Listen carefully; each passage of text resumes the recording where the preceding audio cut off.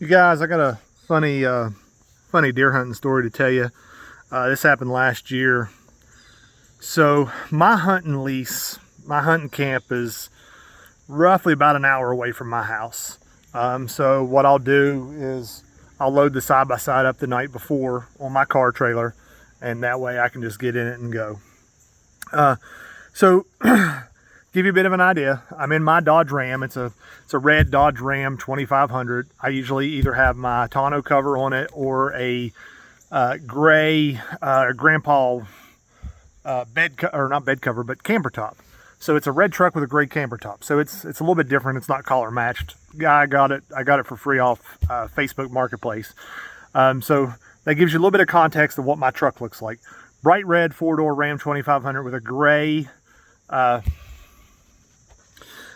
So for a little bit of context, the truck, it looks different because it's not collar matched. And then of course I've got this 20-foot long car trailer on the back of it with my side-by-side on it. So I get down, the way I have to go, you get off the interstate and there's a stoplight, you turn right. So there was a truck that went through the stoplight and he pulled off immediately, which was a little bit odd, but that's where you lose cell phone service. So a lot of times people will pull off there to make phone calls and stuff before they go across the mountain. So at first, it caught me odd because this was like 5 o'clock in the morning, but I didn't think nothing of it. So, I turned right, went, and then shortly after the truck pulled out, got behind me. So I'm going down through there. Where I'm going, it's the middle of nowhere down in Boone County, West Virginia. And something's telling me this guy's following me. And I just had that gut feeling. And then at one point the truck pulled off. I thought, okay, I'm just overreacting or whatever. Well, then he pulls back out and gets back behind me again. So I'm going a little ways, and then there's one spot where I turn off, where I know if I turn off, I know he's following me. So I put my blinker on, I turn, and that truck pulls up behind me. So I get going up this holler and everything. And when I'm bow hunting, I usually have my Glock on a mount across my chest in case I shoot a bear and, the bear's not dead. I don't want to walk up on a bear with a bow. I want to have my, my pistol. So I reach over in the passenger seat, pull my pistol up close to my chest because I hadn't even put my rig on yet. I was driving there. Well, I go to pull in to my spot. And again, the only reason you'd be pulling in here is if you were going hunting on my spot. So I pull in and get ready to get out, and this dude pulls in right next to me. I roll down my window about partially. I'm like, can I help you? And he's like, is my wife in there? 5 o'clock in the morning, this dude's asking me if his wife is in my truck.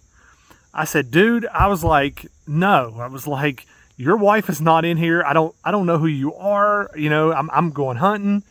He's like, well, are you such and such? He said some name, and I don't recognize the name. I was like, dude, I'm from Charleston. I was like, I don't know anybody over here. I don't know who you're talking about.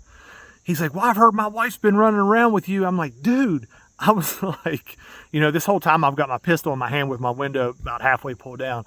I was like, dude, I'm getting out here, going up on the hill and going hunting. I was like, I don't know who your wife is. She's not with me. There's nobody in my truck. And he was like, all right, man, gotta go.